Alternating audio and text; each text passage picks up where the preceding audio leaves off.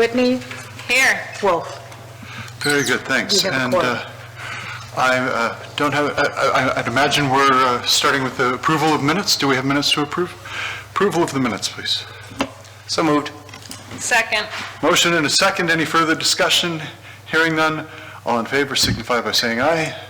Aye. Aye. Aye. That's taken care of. Very good. And Ms. Richards. Maybe I should stand up.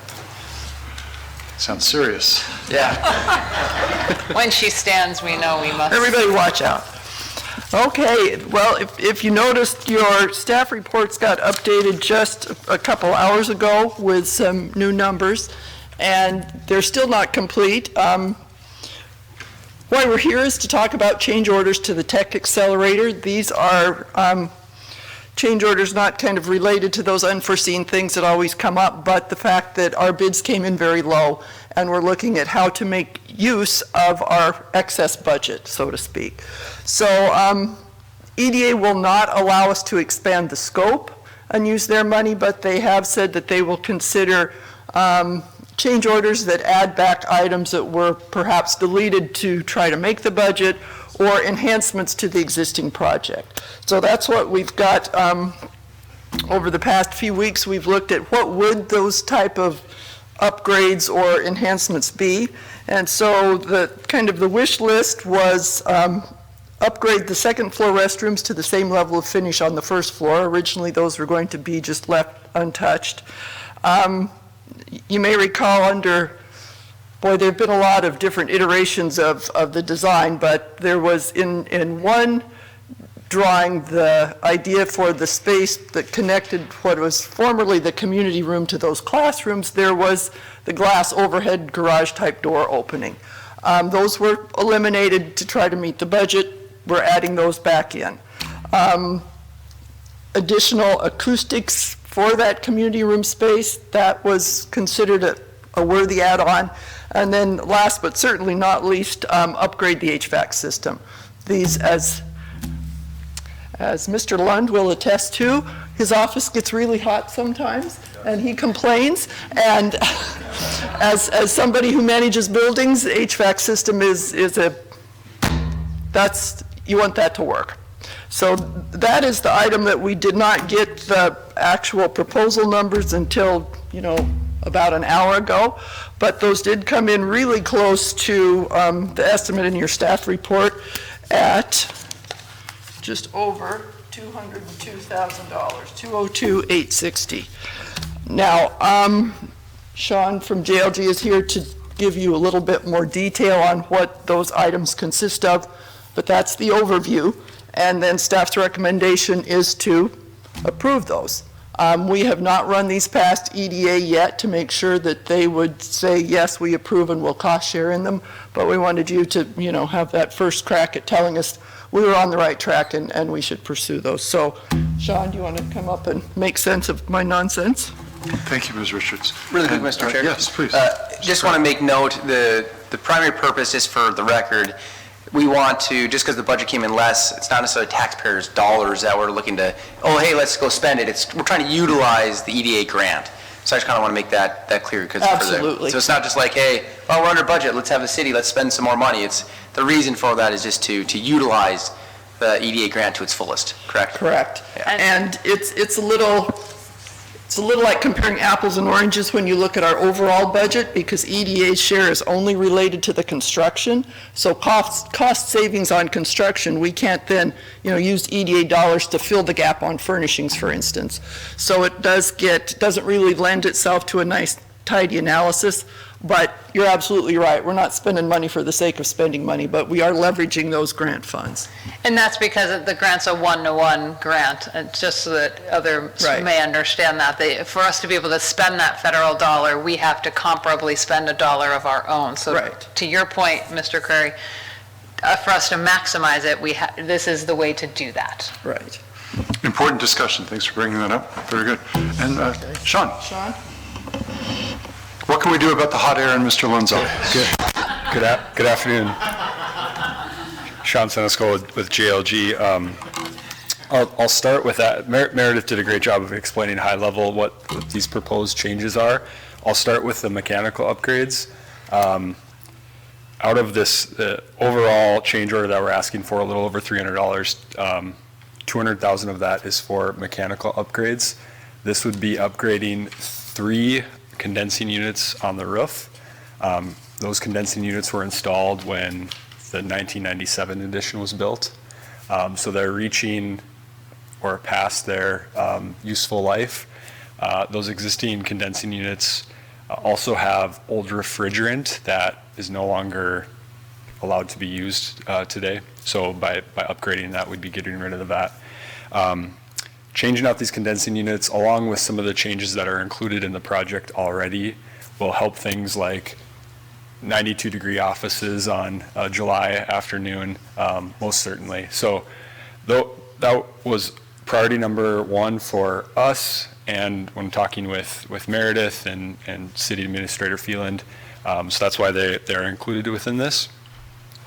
The other upgrades, as Meredith mentioned, are the bathrooms, renovating the second floor bathrooms in their entirety to match first floor bathrooms. We don't have to add any fixtures. It's mostly cosmetic updates, but important because if you've seen those bathrooms and we have the ability to renovate them, I think it's important to do so now. You're going to have a fresh building, and to walk into older bathrooms, I think might be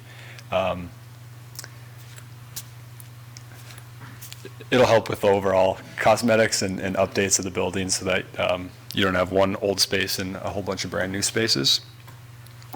The garage doors, Meredith explained, adding 3 garage doors for connectivity. The original design purpose of those garage doors was if there is a large event going on that with booths or interactive type of things that we needed to expand square footage, because the community room is a great space. It's constrained by its width, where it's got a nice square footage, but if there was opportunity to expand that for certain events, the ability to open up these garage doors would sure be an asset and allow for a lot of flexibility. And then finally, the big scope of change was adding additional acoustical treatment to the walls and to the ceilings, knowing that space right now is very echoey for any sort of presentations or seminars or things of that nature. It was important to do that. I'd be happy to take any questions, but that's a high-level overview of the scope of changes that we're proposing. The biggest piece here is the HVAC upgrades. Those sound like they're being done for some very important reasons. However, I'd spoken with you earlier about air exchange. That's not actually going to change this at all, because there is just a single air exchange for the whole building. Is that correct, or does this change that? This does not change the way that air is exchanged through the building at all. And the way that the current air exchange is in the building, and maybe I shouldn't comment on that specifically, because I'm probably not the expert to do that. Our mechanical engineer might be the expert to do that. But this would not change these upgrades. Is there any way to affect the filtration of the air or anything to make for healthier air in there? What you're proposing, the elimination of old refrigerant, that's an important upgrade. These were dated, probably going to need to be done soon anyway. So this is a good work, but important work, but it's not going to be able to address any of the concerns that I've been mentioning for the last couple of years. You know, as a part of the base project, included in the base, not as a part of this, all the existing ductwork is going to get cleaned. We are having, portions, just because of the nature of remodel, new portions of ductwork are going to be added, so you have new ductwork that'll be serving the area. So that will be an improvement. Very good, thanks. Other questions? Yes. Just one question related to the community. By doing the garage doors, how does that change the capacity of what could be done programmatically from, numbers wise? How does that change the capacity limits? It depends on the type of function. Sure. The existing plan, we're good on egress in terms of a code standpoint. Nothing to be concerned about with regard to that. But by expanding into that other square footage that is now kind of slated for multi-purpose as well, square footage wise, you're probably adding offhand like 1,500 square feet. Okay. 13 to 1,500 square feet if I'm remembering correctly. So it's a good amount of square footage. Okay. To be sure.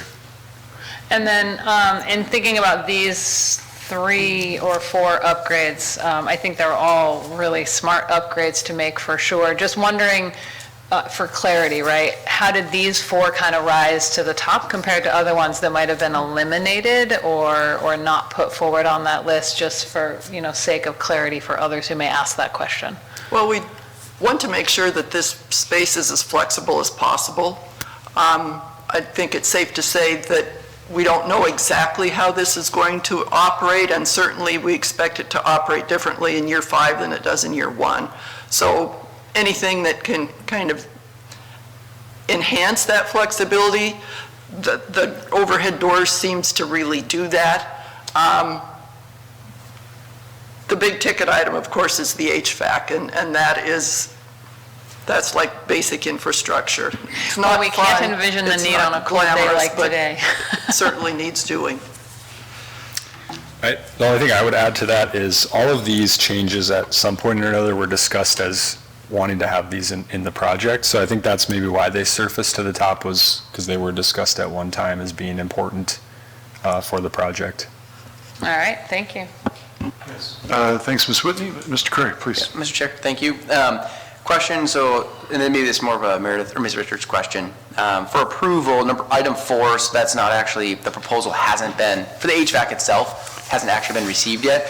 So is It that? has now, as of like 3 o'clock this afternoon. Online, I didn't see that. Oh, okay. No, it didn't get, that was Okay. past Well, updates. my so- question was going to be then if we could approve it within a variance, just so it doesn't delay anything. But what was that final number then?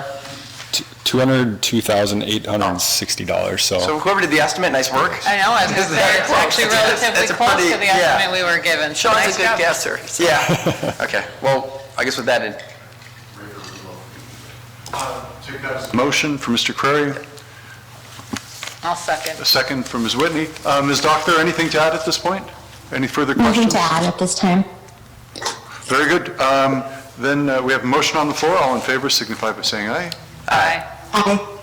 Opposed, same sign. Motion passes. Thanks, Sean. Thank you all. Thank you. Next item is the FlexPACE and gap financing request for North Dakota Coffee Roastery. Mr. Baumbach. Thank you, Chair Weber, members of the committee.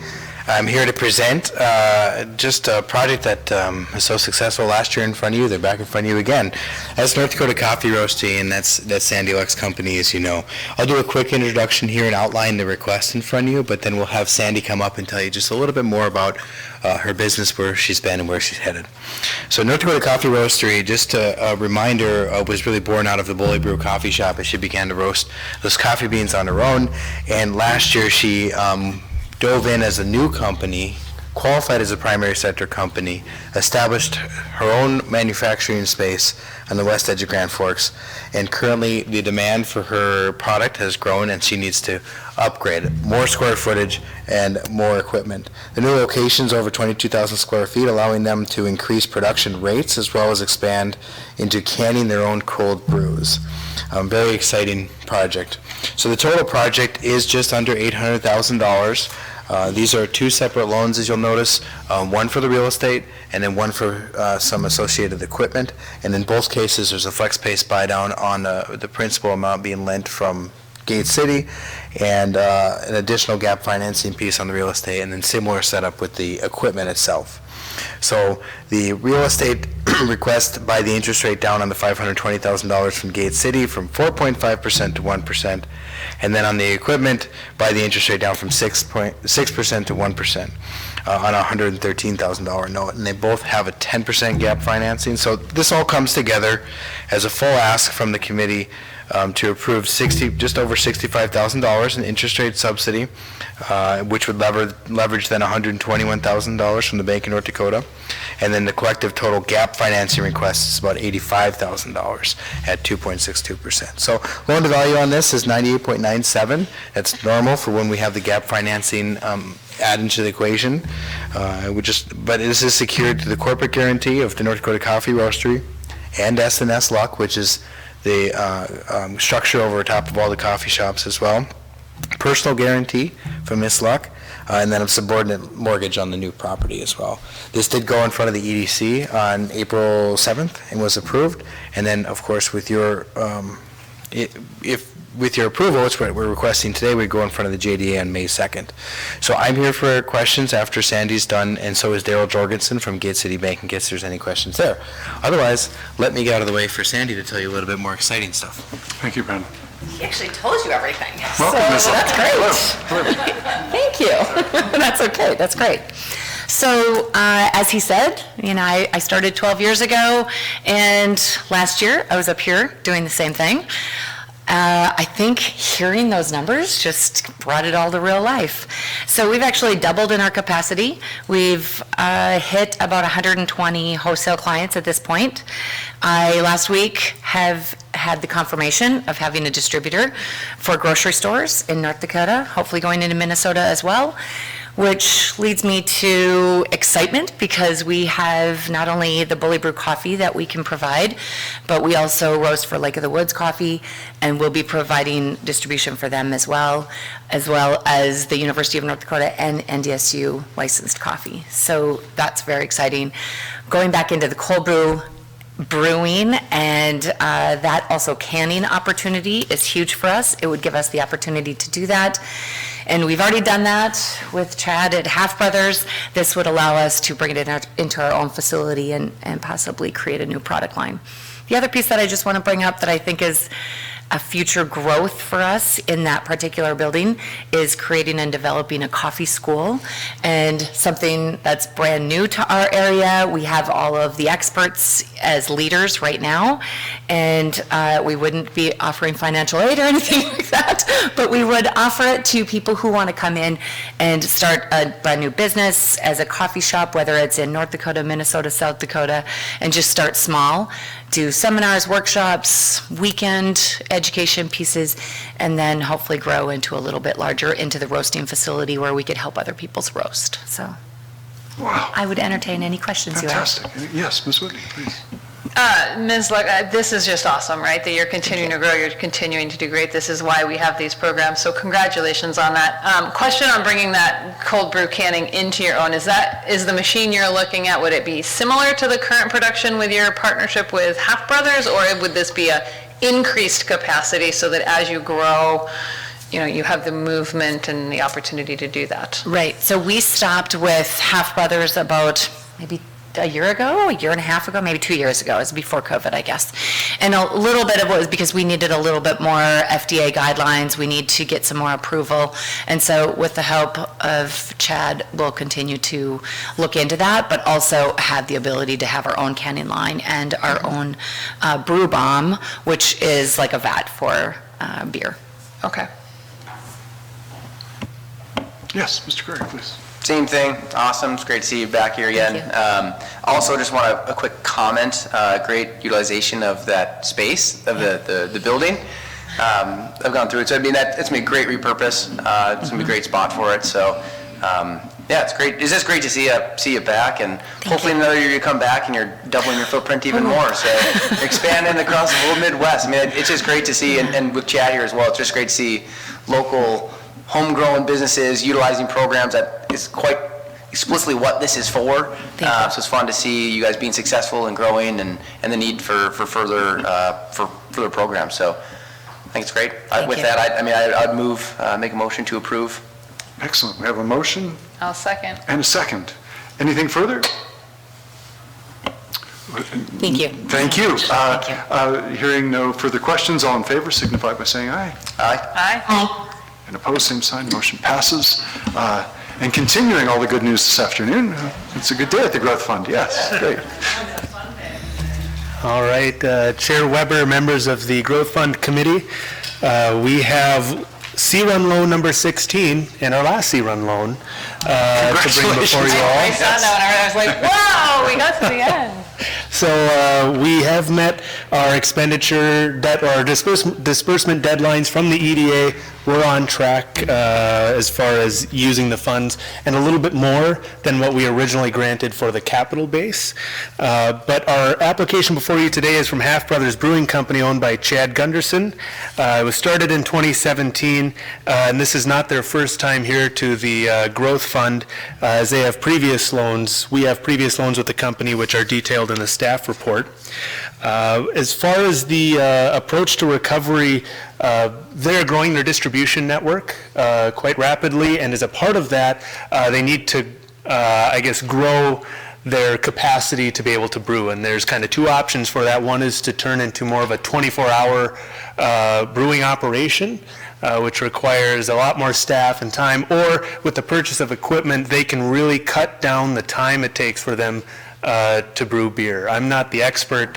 Hopefully I'm relaying that right. If I'm wrong, just let me know.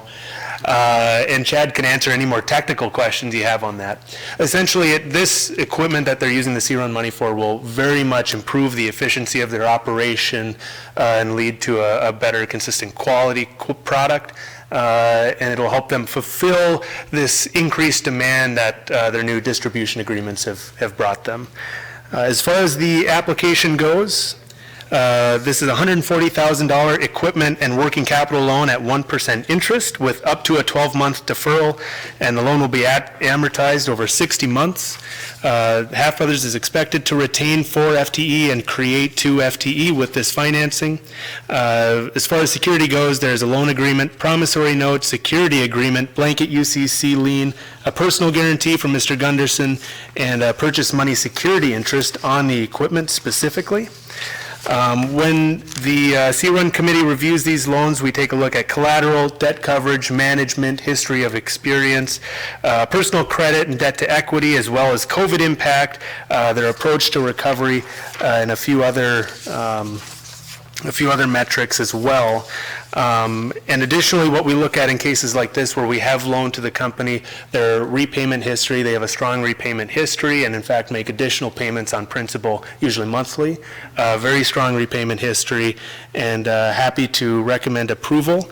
As part of that approval, we will also convert a portion of our admin funds from our admin grant from the EDA to our RLF capital base, which is something we can do with the EDA. So we have about $52,000 remaining in our admin grant from the EDA. We're proposing to take $31,560 of those grant admin funds and convert that to our RLF capital base. And with that loan, we'll round out our disbursement phase, and we will begin the revolving phase as money comes in from repayments. So with that, I'll stand for any questions, and Mr. Gunderson is here too. Fantastic.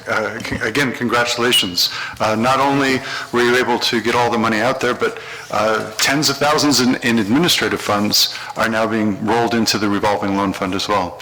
And Morning Squeeze, Sours, Bully Brew, great synergy here this afternoon. Great to see you, Mr. Gunderson. How are you going to do with a room? Because one of the things I really enjoyed about your business, especially before the pandemic, was bringing live music in. Do you have room for all of this new equipment? Yeah, so we, thank you for having me. Pleasure to be here. Good afternoon, yes. So we just actually transformed part of our basement into a live music venue. Of course, I knew that. I've not been down yet. I apologize, yes. No, had an awesome concert just on Saturday night. 4 on the Floor was there. Full ticket sales. It was awesome. So with the addition of this piece of equipment, there's another option, 24-hour brewing or adding more tanks. So with this piece of equipment, we won't have to add any more tanks because we can turn them faster. So the same amount of time, it's almost cutting the tank time in half. So a lot of breweries add a bunch of stainless because they can just keep filling them up and then, put them into kegs or cans. With this, we can fill it up and we can almost use it twice in the time that we are currently using it one time. So we can stay in that small footprint and keep it the way it is. And I need to visit the basement venue Yes, sometime soon. definitely. Good. Any question? Yes, Mr. Curry, please. More on a personal note as well, obviously love your guys' beer. If it increases the quality, that's not going to change the flavor, right? No. It'll increase the quality and help us with shelf life as well, too. Oh, nice, So, very cool. yeah. I did actually, in all seriousness, had a question. The distribution contract with South Dakota, like, what does that look like? Is that just a 1 year? Is it as long as sales continue? Is it a 5? Like, what does that mean? It's a lifetime. Anytime we sign a contract, it's life. Oh, cool. Due to franchise laws with each state. So we're locked in for a while. We hope it continues to grow. We've seen like breweries really expand a lot. Like Drecker down in Fargo, they signed with the same distributor that we have, and their business has skyrocketed. Very cool. That's awesome. And then is there a specific market, or is it just blanket South Dakota essentially? They cover the entire state as well as Nebraska. Oh, very cool. So is that permit or license next then, is trying to get Nebraska? Yep, I think we're going to launch it at the same time. Very cool. So, well, congratulations. thank you. Thank you very much. No more further questions.